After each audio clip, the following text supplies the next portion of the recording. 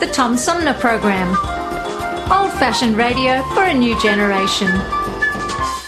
This is Congressman Dan Kildee, and you're listening to the Tom Sumner Program. Stream us live weekdays at 9 Eastern at TomSumnerProgram.com. Made possible by listeners like you. The Tom Sumner Program. Old-fashioned radio for a new generation. And welcome back, everybody. My guest this hour is, he's been on the show, but usually about his books. He is an author. He's written some books about Flint history. He has a new one. Is it out yet? Comes out July 3rd. Okay, it's coming up soon in time for Independence Day. Gary Flinn joins me now. He was one of a number of people who was invited to participate in a pre-screening of a PBS documentary for the Nova series on the Flint water crisis. This screening was held at the Flint Institute of Arts Film Theater last night. It included a Q&A afterwards with some of the participants in the film and the producers and so on. But I wasn't there. Gary was there. So I asked Gary this morning, and he very, very graciously agreed to come over and share some of the preview from the movie. Let's see, thumbs up, 4 stars. What did you think? Thumbs up and 4 stars. It's pretty good? Very good. What about some of the claims that I've heard already this morning that it dodges any consideration of race? Well, it has been mentioned in the documentary, mainly in the segments where Michael Moore was involved. So he appears in the archival footage in that Nova program, which will be shown nationally on PBS stations at 9 o'clock, May 31st. Oh, May 31st. For some reason, I was thinking it was going to play in July. I don't know why I had that in my head. Probably because that's when your book comes out. Yeah. What's the title of the book? Hidden History of Flint. That's right. I know we had talked about it because you had just finished the book and had announced the release date. But getting back to the movie last night, one of the things that has come up just recently is this idea that Flint's going to go with Detroit Water long term, or at least that's the mayor's recommendation. It's still being bandied about with the powers that be, but she held a town hall meeting to drum up support for that, and there were a lot of Flint residents there who, during the comment section, decided to talk about everything but what we were going to do long-term for water because they had health concerns. Does the movie address long-term health implications from this crisis? Especially involving the children. Yeah. Of course, the children having high lead content. That, in fact, the documentary does show that the lead could be passed on to offsprings. Oh, interesting. Mm-hmm. Now, how long is the documentary? Is it an hour? It's 1 hour. So it's a 1 hour program. And following, I mentioned there was a Q&A. I think Mark Edwards was there. Was Leanne Walters there? Yes, she was. The producers of the film were there. Who else were doing the A part of the Q&A? Well, there were a couple of Flint residents who went through the crisis, who had worse water conditions compared to myself, although I have my own story. Yeah. And I gave my story briefly during the Q&A session. I was the second questioner. I had problems with my own plumbing. In fact, there was last spring of last year when there was that flushing period asking people to turn on the kitchen faucet and the bathroom faucet for a few minutes. And after that, the kitchen faucet reading, this is unusually high. It wound up being 977 parts per billion. For lead. For lead, with the EPA action level being 15, and with faucet filters ineffective above 150. So that led to a visit by a 4-person crew to inspect my plumbing. And I clamored for help and got help. August of last year, I got a free replacement kitchen faucet and under the sink filter thanks to the United Way and the 3M company. So since then, the kitchen faucet has been zero lead across the board most of the time, which I'm happy about. The bathroom faucet has been much better, a newer faucet with minimal lead. In fact, the initial test was about 6 parts per billion. However, the last test turned out to be an abnormality. It came up to 27 parts per billion, which had me concerned about continued availability of faucet filters. Do you think that had something to do with? I know the mayor's been pretty good about trying to tell people, look, we're going to work on pipes, but expect numbers to spike when we start jarring the system by taking pipes out, putting new pipes in. Water gets shut off, it sits in pipes. There's a lot of things that happen that are disruptive to the system when you're making these large-scale repairs. So the idea that things are testing fine one day and then not the next may be a result of some of those shocks to the system of the water supply. Yes, and with 20,000 or so lead service lines to be replaced, it's going to be going on for a while. Exactly, at least 3 years, I think. Was there a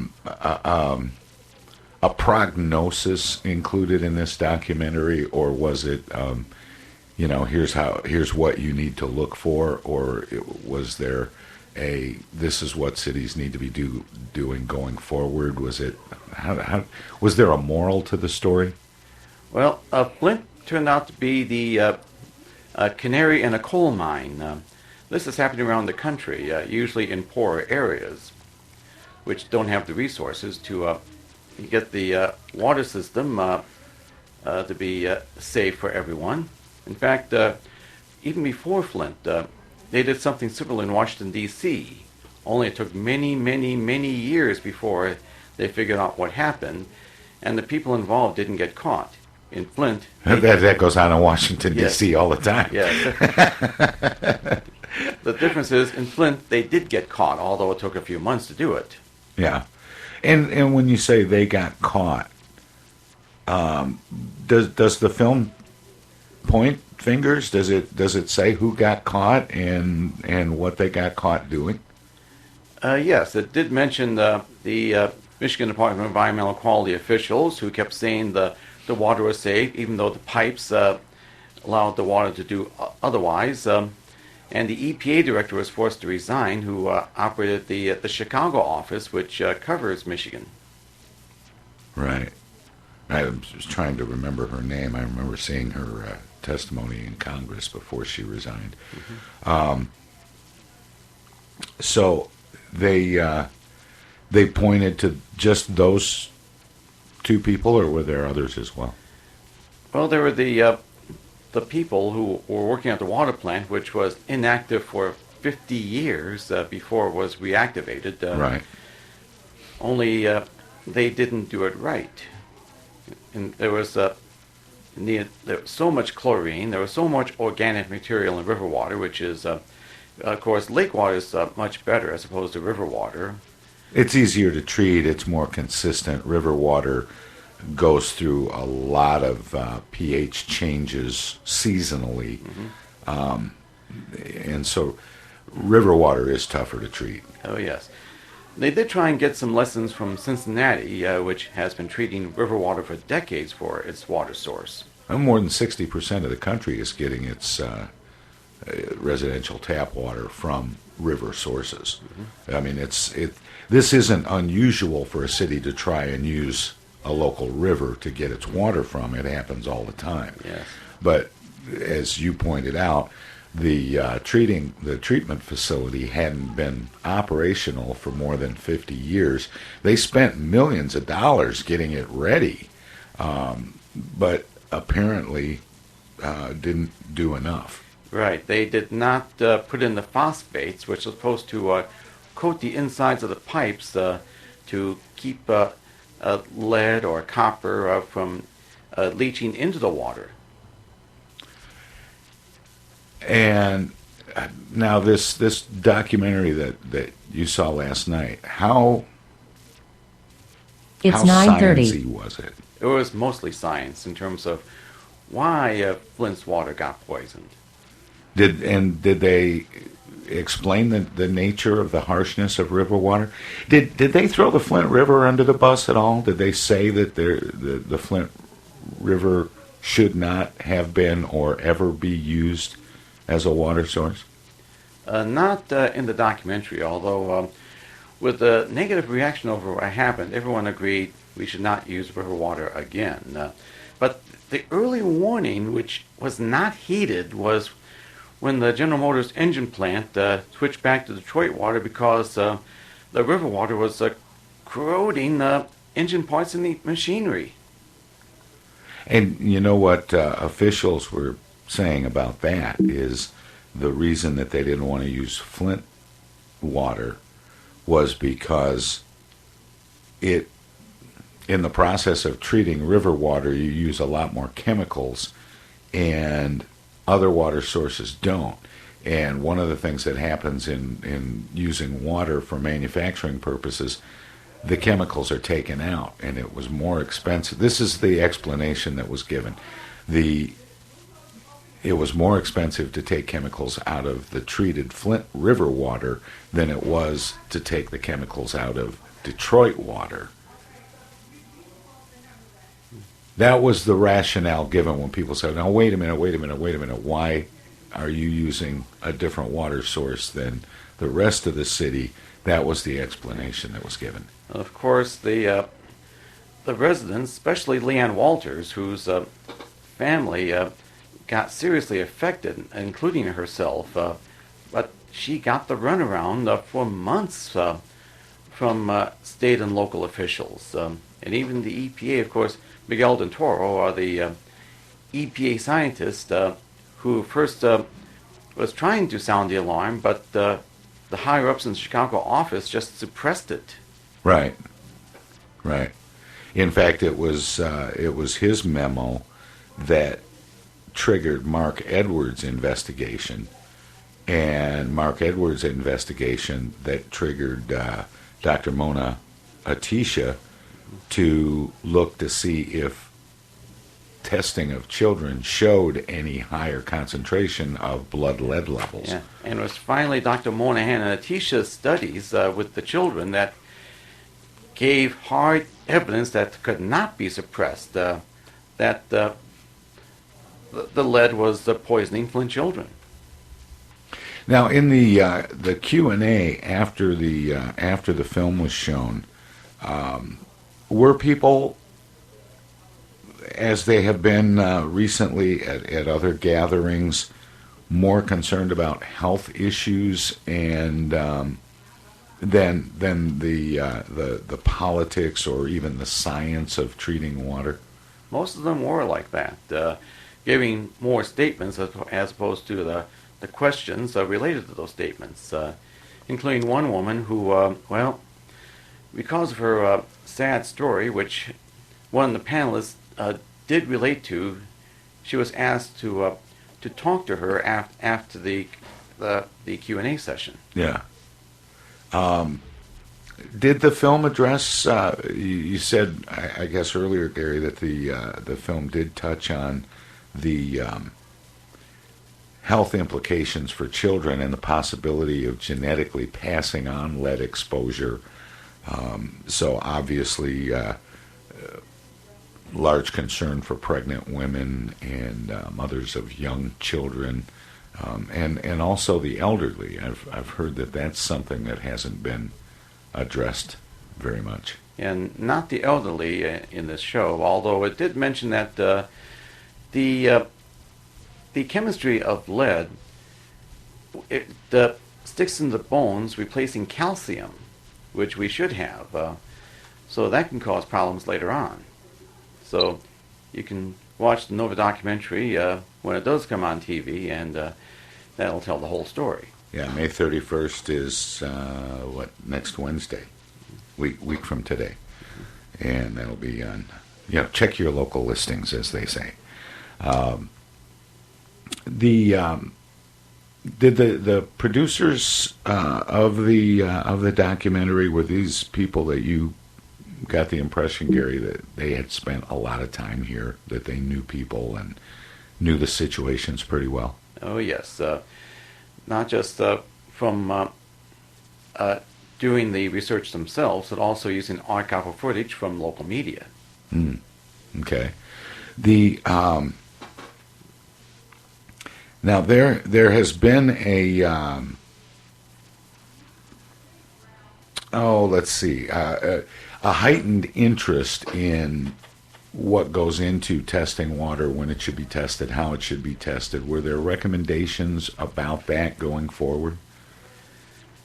Well, my own personal experience, when I got my replacement kitchen faucet under the sink filter, part of the agreement was to test my water on a regular basis. So that gave me the routine of doing a new test when I get the results from the previous test. So I got a stack about an inch high of originals and copies of Michigan Department of Environmental Quality test results. And those test results can be... Do they do the test, or do they give you materials to do the test, draw the test yourself, and then they analyze it, or how does that work? Yeah, all the official water pickup stations, one in each ward, besides the cases of bottled water, they also provide faucet filters, replacement cartridges, and test kits. There are 2 bottle test kits. There's a smaller bottle, 250 milliliter, which is used, you fill it first to test the faucet, then you immediately switch to the 750 milliliter bottle to test the rest of the plumbing. So, and this is offered free to City of Flint residents. Okay. And the filter cartridges, how often do you have to change those? Usually they have indicators to indicate when it should be replaced. The Brita filters, they have a passive indicator. When it gets in the red zone, that's the time to replace it. The pure filters have a built-in battery that's not replaceable. So when you turn on the tap and it flashes green, it means the cartridge is good. But when it starts to turn yellow or red, then it's time to replace the cartridge. Gotcha. And this, it sounds like these operate by volume, so it's going to vary how long it lasts based on consumption. Exactly. And if you find that the flow of water is a bit too slow, that's another sign to replace the cartridge. Because the filter's getting plugged. Yes. Did they address the issue of some of the different studies that are being done? Like you have Mark Edwards from Virginia Tech and Sean McElmurray from Wayne State and Scott Smith from Water Defense that are all doing testing in Flint people's homes. Did they talk about any of the controversy around that in the documentary, or did they just pretty much go with whatever Mark Edwards said? It was mostly Mark Edwards and the powers that be that kept ignoring or just brushing off the findings. That was the focus of it, Mm-hmm. was the breakdown in government oversight. Exactly. Interesting. Both in the state and federal level. What did they have to say about any local responsibility for bringing the plant up to speed and managing that plant and that operation, that function properly? Well, it must have taken quite a bit of work, and of course the people had practically no experience, unless they brought in outsiders like, say, from Cincinnati on how to do it, but just they have to put in a lot more chlorine, and chlorine can be corrosive if you put too much in it. Well, yeah, that's what created the TTHMs Oh yes, that we had advisories about early on after the switch to the Flint River, because they were putting the chlorine right. in. And the river water is also a factor in the outbreak of Legionnaire's disease, which can also happen with stagnant water from underutilized water mains. Right, which we know is one of the problems. Well, how long did the Q&A go on for? It went on for about a half hour. There was a long line of people, but since I was sitting close to the Q&A microphone, I was among the first, as I was the second one to question. But there was a long line behind me, and I guess there were about 4 people. They ran out of time at 9 o'clock, and so those the last 4 in line were unable to ask their questions. Mm. Well, the showing was at the Flint. Had you been to movies at the Flint Institute of Arts Film Theater before? A few times. Yeah, I love that little theater. Oh, yes. They've upgraded. They got digital projection, and every seat's good, and the sound quality's excellent. So it's a nice place to see a film. Well, last night they showed the upcoming documentary from the Nova television series on public television. That's going to be airing a week from today on public television about the Flint water crisis. Do you remember what the title was? I've been trying to think of the title. Poisoned Water is the Nova episode. Okay. So watch for that. Poisoned Water. It's the story of Flint and the Flint water crisis coming to a PBS station near you, as they say.